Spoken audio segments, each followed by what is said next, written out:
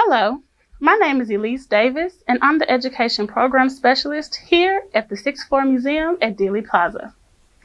Thank you for joining us today for If Objects Talked, Dr. Reverend Martin Luther King Jr. and the Civil Rights Movement. We would also like to thank the Dallas Public Library for partnering with us today as we show some of our collection highlighting Dr. Martin Luther King and the Civil Rights Movement from the early 1940s to today. Genevieve, I'm going to give it to you. Hello, my name is Genevieve Kaplan, and I'm the Director of Education here at the 6th Floor Museum at Dealey Plaza. I would also like to welcome you to this program, as well as thank our co-host for this program, the Dallas Public Library. Before we get started talking about Dr. King, I'd like to share a few objects with you from our collection that deal with some of the issues involved in the civil rights movement. And we're going to start off right here with this map. This map is actually part of a travel guide that was issued in 1942 by the Afro-American newspapers. When this map is folded up, and you can see that on the back side there are a bunch of advertisements from different hotels and rooming houses where African Americans could find accommodation during the 1940s as they were traveling, whether it was for vacation or any other reason. And this particular piece really looks at locations from Richmond, Virginia, all the way up to New York City. However, if you look, you can see that there are long lists on either side of this map that show hotels and guest houses that were open to African American travelers. And here on the map, we have the United States east of the Mississippi River. And you can see that somebody has gone in and drawn some architectural and nature features highlighting places like Chicago. We've got a cabin type area up here in Wisconsin. And it shows different cities that you might be interested in traveling to. Also on here is a listing of YWCAs and YMCAs that African Americans could stay at. And those listings extended beyond just the Richmond to New York City area, but actually expanded across the Mississippi River over to Dallas-Fort Worth. One interesting thing that I find fascinating on this map is a note in bold saying, under no circumstances does the listing of a particular hotel or guest house imply a recommendation of the Afro-American Travel Bureau. So just like today, anytime that you see an advertisement, you always have to make sure that you double check and do your homework. And don't automatically think, well, if it's included in this publication, of course, that means that they trust it. One of the things that I will note that I think is personally very interesting for me, before I lived here in Texas, I actually lived in Maryland, in Annapolis, and one of the locations for Maryland is actually in Annapolis. And it is a hotel that was located just about 7-8 blocks from the African American Museum that I used to work at. So it's really interesting seeing that personal connection of a place that I actually know. If you're interested in learning more about these kinds of maps, you can definitely look those up on the internet. And some people might be saying, well, wait a minute, isn't this just the same thing as a green book? And they weren't. They were two different publications that were published around the same time. Green Book started appearing in 1936 just for New York City, and then in 1937 expanded nationally, and were printed until the mid to late 1960s. This particular publication did not have the same running time or the same depth of information, but definitely they served the same purpose and really helped travelers as they were going throughout the country. Now, next, we're going to move over to this pamphlet right here. And on the cover, it says, important message, what you and your neighbors should know about the laws against discrimination. And if you look at the cover, you can see that there are several houses. This brochure was published in New Jersey in 1962. This was prior to the Fair Housing Act and other laws that were passed to deal with discrimination in housing. Now, one of the things that discrimination in housing was affected by was the New Deal by Franklin Delano Roosevelt. It's interesting to see where some of the housing discrimination policies actually came from. Franklin Delano Roosevelt was elected right at the beginning of the Depression and was responsible for implementing all kinds of legislation to help bring the United States out of the Depression. One of the things that he did was he worked to establish a way for banks and citizens with mortgages to be able to help people afford their mortgages. And so Franklin Roosevelt and Congress were able to establish a way for people to get mortgages that allowed them to have longer periods of time to pay them back, and they wouldn't end up with these huge balloon payments at the very end of their loan. And this was a great way to help get the housing market back on track. But one of the things that they did was they created maps that had large parts of cities that were considered to be high economic risks marked out in red, and they determined that they would not make these mortgages available to people living in these areas, or they would not allow these mortgages to cover housing that was in these areas. And this was called redlining.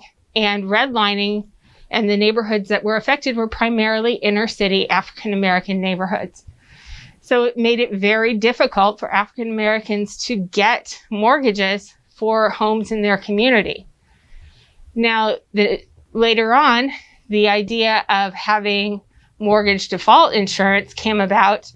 One of the issues that happened with this basically default insurance is that the default insurance would not apply to African American renters. And so it really highlighted and emphasized the theory and concept of redlining, which carried over for many years to come. Eventually, in 1968, Congress passed the Fair Housing Act. And the Fair Housing Act helped to decrease the level of discrimination that was going on in trying to make sure that people were able to get access to mortgages and housing no matter what their race was. And so we've got this pamphlet here in 1962, published 6 years before, that was really trying to go about helping people to better educate themselves and inform themselves on what they needed to do to protect themselves and to make sure that they were not discriminated against in terms of dealing with their housing. Now, the next object that I want to talk about is right here. This is a fascinating comic book. It's fascinating in that it is one of the first times that comics were used to deal with educating people on a serious issue in the civil rights movement. And the timing of the introduction of the Martin Luther King and the Montgomery Story comic book is amazing, because even the person who wrote this comic book was actually somebody who did not support children reading comic books. Comic books were viewed as leading to juvenile delinquency. So the author wouldn't even let his children read comic books, yet he understood the importance of the genre and it being able to reach new audiences to share Dr. King's story. And so this comic book was published in December of 1957. Dr. King did actually review it and had some editorial comments about it. But the first 9 pages of this book talk about the Montgomery bus boycott and Dr. King's experiences in organizing and helping to lead the citizens of Montgomery in a peaceful protest that did not involve violence. And the comic book goes through and it tells the entire story of the Montgomery bus boycott. And then it has 2 pages talking with Dr. King being shown in a pulpit talking with his congregation about how the nonviolence movement worked in this particular protest. And he references the story of Mahatma Gandhi in India.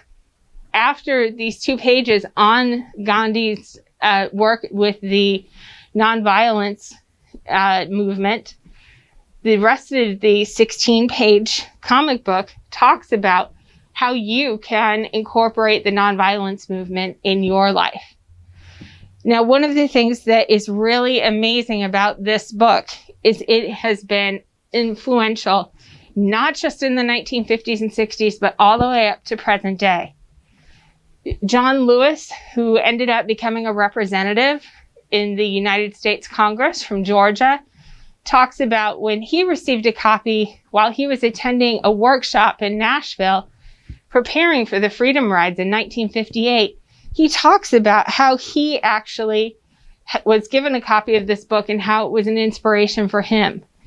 Decades later, one of his staff members was commenting to him on how the staff member was going to a comic book convention that weekend, and John Lewis chuckled, and his staff member was taken aback for a minute, and then Lewis proceeded to tell him how a comic book helped to further his involvement in the civil rights movement. And eventually, John Lewis ended up publishing a 3-part comic book series called March, which you can purchase anywhere that you can find books to purchase. But it wasn't just influential in the United States. As recently as 2011, there was a large uprising in Egypt.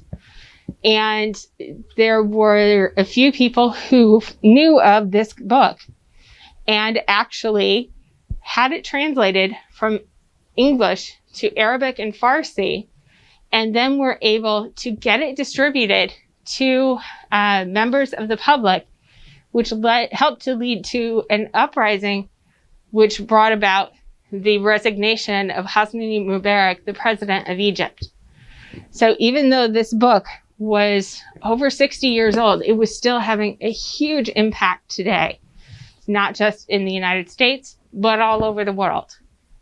So now we're going to talk a little bit more about the civil rights movement, and I'm going to turn it over to my colleague, Elyze. This is a poster for CORE, Congress of Racial Equality. I want you to take a moment and look at the image.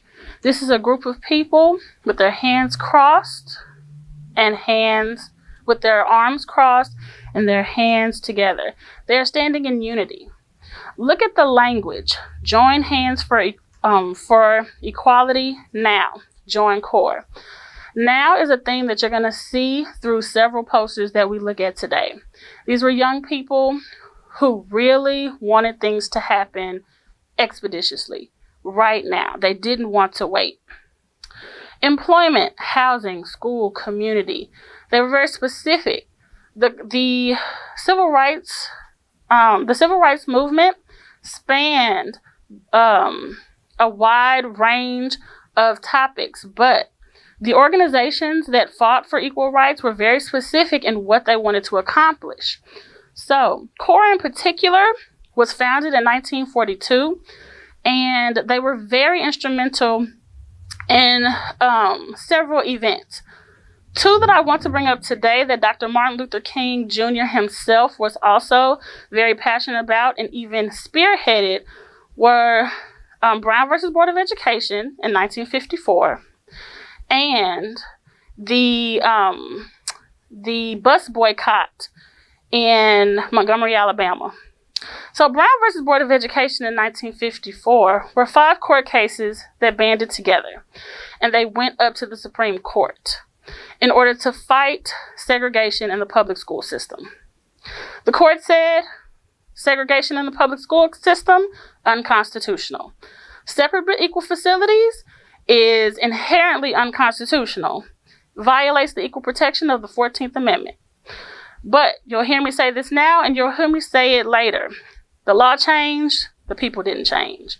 So organizations such as CORE and activists such as Dr. Martin Luther King, they had to step into the communities and encourage the people to change. They advocated for the nation and for the state to step in and to make them follow the law. And CORE, in particular, with some other organizations that we'll mention later on, put forth resources and membership and tried to make sure that the law changed, and so people were actually trying to integrate those schools, especially in states such as Alabama, North Carolina, Texas, some of those southern areas. The bus boycott in Montgomery, Alabama, was spearheaded by Dr. Martin Luther King. And once again, CORE was one of those organizations who really stepped in and provided resources and membership to make sure that African Americans in the community were aware of the boycott, made sure that they didn't get on the public transportation, those buses, that they walked or carpooled, or that they were able to get the same fares in taxis that they would if they rode the buses. And so that was really something that Dr. Martin Luther King was able to coordinate with different organizations as well as his own. This poster is Ernie McMillan, and he is a civil rights activist, particularly active in the Dallas, Texas community. And Ernie McMillan was very active in the NAACP, the National Association for the Advancement of Colored People, which is another organization similar to CORE, which we just spoke about. Now, Ernie McMillan also went out into the community with the support of NAACP. He worked with Juanita Craft, who is another local and nationally known civil rights activist. Now, Ernie went and attended school for a while, but then he came back to Dallas, Texas, and he founded the Dallas chapter of Snick, the Student Nonviolent Coordinating Committee. And Ernie McMillan, along with Snick and other organizations and community leaders, they worked in the community and advocated for equality, especially in the southern sector of Dallas. There were grocery stores that would sell rotten food at elevated prices.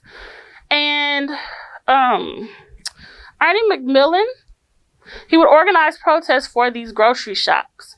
Ernie McMillan, as well as his organization, would advocate for fair prices and clean and healthy food and just basic respect and basic and providing these basic needs for the Southern community. So at one protest in particular, some merchandise got damaged, maybe $200 or $300 worth, and someone said that Ernie McMillan broke a bottle of milk. And Mr. McMillan was sentenced to 10 years in jail.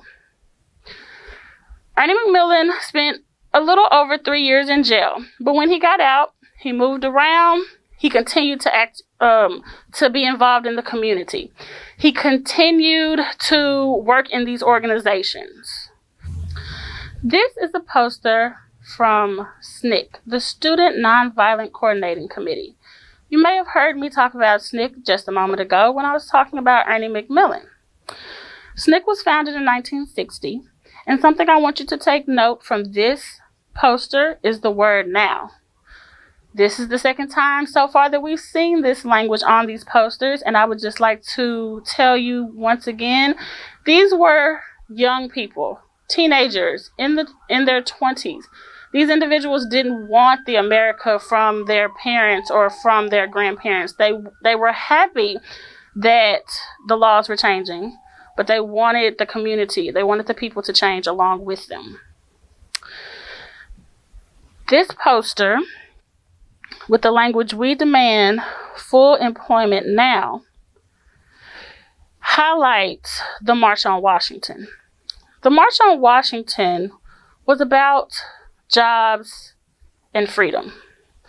African Americans wanted to be able to gain jobs just like their Caucasian counterparts, to be able to feed their families. They wanted equal pay. They wanted safe and habitable work conditions. And Dr. Martin Luther King Jr., along with John Lewis, they helped to spearhead the March on Washington. Also, many of the organizations that I've already mentioned, CORE, NAACP, Snick, all of these organizations pool their resources and their membership together to advocate and plan for the March on Washington. The March on Washington itself was quite successful.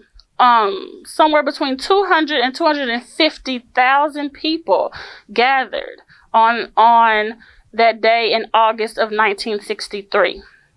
Dr. Martin Luther King Jr. himself would give his iconic speech, "I Have a Dream." And John Lewis, he also gave a speech. He was very young at that time.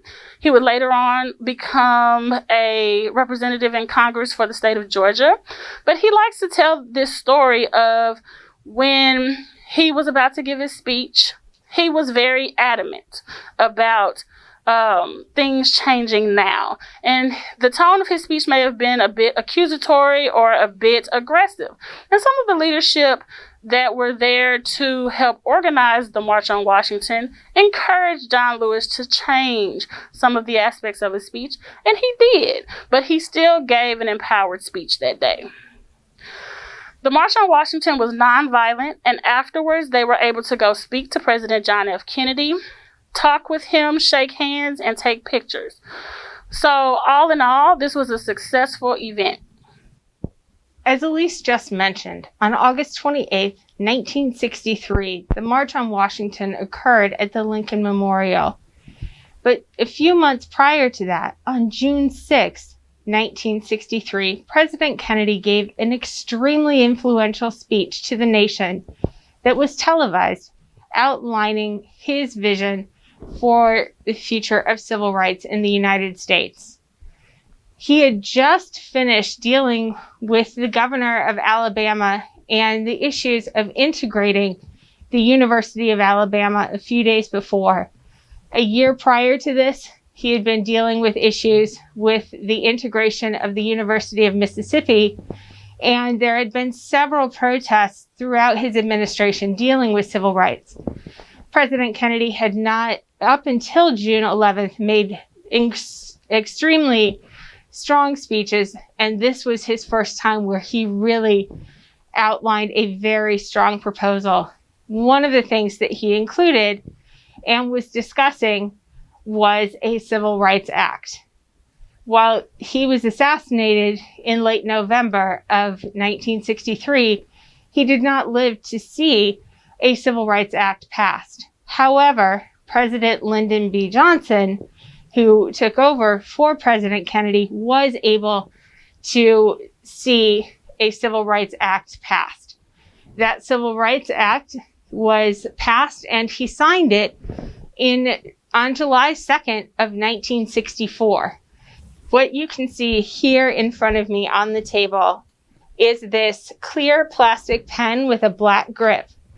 This pen was one of approximately 75 pens that President Johnson used on July 2nd of 1964 to sign the Civil Rights Act. It's always interesting, if you watch the video, President Johnson picks up a pen and signs a little part and hands it off to somebody, signs a part, hands it off to somebody. He ends up distributing the pens to all the many supporters who are standing behind him, including Dr. King, Roy Wilkins, and some of the bill's sponsors, including Hubert Humphrey and Senator Everett Dirksen. Now, there's a second pen here on the table, which is a gold ballpoint pen. This ballpoint pen was given to a woman named Frances Henderson by Hubert Humphrey in thanks and recognition for her support and efforts with pushing the legislation through Congress to get the Civil Rights Act passed.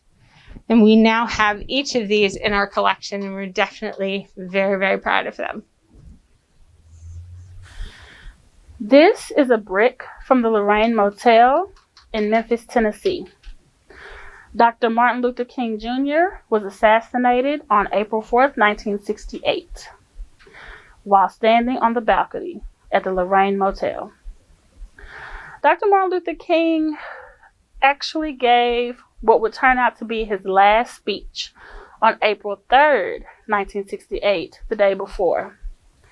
He, along with other civil rights activists and a few of his friends, were in town to help organize a strike for sanitation workers.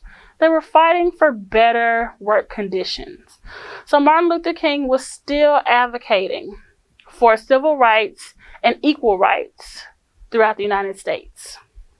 On April 4th, the group of civil rights activists, as well as his friends, were at the Lorraine Motel.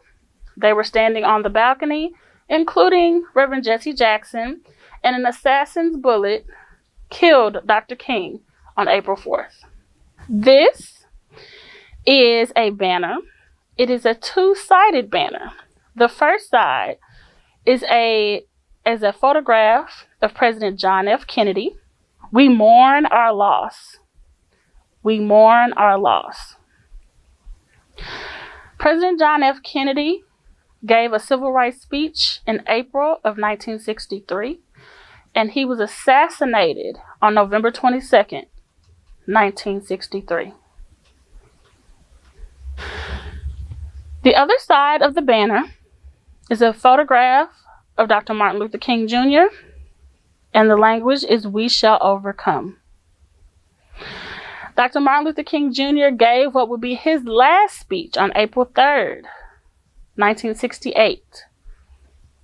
I have been to the mountaintop. And Dr. King was assassinated on April 4th, 1968 at the Lorraine Motel. Robert Kennedy actually spoke of Dr. Martin Luther King as well as his brother, President John F. Kennedy, in his speech on April 4th, 1968. Robert Kennedy was running for his own presidential run when he got word of the assassination of Martin Luther King. He spoke of Dr. King's assassination, and he also spoke of his brother's assassination. And he spent that time advocating for unity and peace throughout the nation. Robert F. Kennedy also spoke of Dr. King the next day in another speaking engagement on April 5th as he continued his presidential run. Robert F. Kennedy continued to advocate for peace throughout the nation as they mourned the loss of Dr. Martin Luther King. The item that we have in front of us now has a very familiar image in it, and that is of Mount Rushmore. But if you actually look closer at the faces on Mount Rushmore, only one of them actually matches the faces of the famous national park, and that is of Abraham Lincoln. The other three faces have all been replaced. We have John F. Kennedy, Robert F. Kennedy, and Dr. Martin Luther King. And it is on a piece of sheet music called Abraham, Martin, and John that was written by Dick Holler. Now, this particular piece of music was written within a few days of Robert Kennedy's assassination in 1968, just a few months after the assassination of Dr. King. Now, Dick Holler tells the story that he and one of his writing partners were in New York when Bobby Kennedy was assassinated, and they decided to return home to their studios in Florida. Holler ended up sitting down at the piano and composed this piece of music in about 10 minutes. And then they decided who they were going to have recorded. In the back of his head, Holler had been thinking about groups such as Peter, Paul, and Mary to create the sound that he wanted, and it ended up being recorded by a folk musician, and the folk musician was able to record it very quickly. The song was put out to the public, but it didn't get a lot of interest, at least until the Smothers Brothers heard it. The Smothers Brothers had a very popular television show, and they decided that they wanted to bring the musician on to be able to perform this piece. After that, the piece caught on in popularity and was covered by several other musicians, including Moms Mabley and Kenny Rogers and Smokey Robinson, each of them doing the song in their own unique style. Andy Williams and Kenny Rogers ended up doing it more of a guitar piece, whereas Smokey Robinson did it in a gospel format. And it was that recording that ended up being so popular that it pushed for the song being released as a single. And Robinson would go on to perform it later on, including performing it at the White House for President Obama. And the song goes and it asks in each verse, have you seen my old friend Abraham? Have you seen my old friend John? Have you seen my old friend Martin? Have you seen my old friend Bobby? Each time with the first three, it talks about they freed a lot of people. And then when it comes to Bobby, because it was written just after his assassination, the lyrics change a little bit. And it says that the singer is the speaker and basically saying that they believe that they saw him walking over the hill with Abraham, Martin, and John. It's a lovely piece, and one that if you're interested in listening to it, you can actually find it on YouTube with several of the different performers, so you can hear the different styles that it's performed in. But it's a beautiful piece and very reflective on the long-lasting impact that these four men had on the United States and on the world. This pamphlet, Ballot Bulletin Blood, was produced by the National Association for the Advancement of Colored People, NAACP, and it advocates for African Americans to vote. Voting was something that individuals throughout the 1940s, 50s, 60s, and today fight, bleed, and die for. On the other side of this pamphlet, it shows a series of tombstones and it honors individuals who have fought and who have bled and who have died for the right to vote. It does indeed honor Martin Luther King Jr. Talks about who he was and talks about his assassination and his work with the civil rights movement. Another individual I would like to bring up that this pamphlet highlights is a man named Reverend George W. Lee. He's from Mississippi, and he was the first African American man to register to vote in his county. Racist white men instructed him to take his name off of the registry because they didn't believe that African Americans should have the right to vote. He said no. He was killed on May 7th, 1956. I think this highlights the great amount of people who have taken the time and effort to organize and to create organizations and participate in organizations and put out pamphlets dealing with the right to vote, equal housing practices, getting equal pay in jobs, and the different specific elements of civil rights that people like Dr. Martin Luther King have implemented throughout the 1940s, 50s, 60s, and today. What would become known as Bloody Sunday in 1965 was organized by Dr. Martin Luther King Jr., John Lewis, and many other individuals, including some of those organizations, Snick, CORE, NAACP, that I mentioned earlier. They were advocating for the right to vote. Like I've said before, yes, the law said that individuals of African American descent could vote, but did it happen in practice? Was it happening in the communities? And so that's what they were advocating for. Men and women were walking across the Edmund Pettus Bridge in Alabama, in Selma, Alabama. And so that once again highlights what the NAACP was trying to promote in this pamphlet. That people bled, fought, and died for the right to vote, so use your vote if you can. Thank you for joining us for today's presentation, looking at some of the objects and items that the Sixth Floor Museum has in its collections dealing with Dr. Martin Luther King and the Civil Rights Movement. If you would like to see more of our images or hear some of our oral histories that we have recorded, then please visit our website at www.jfk.org,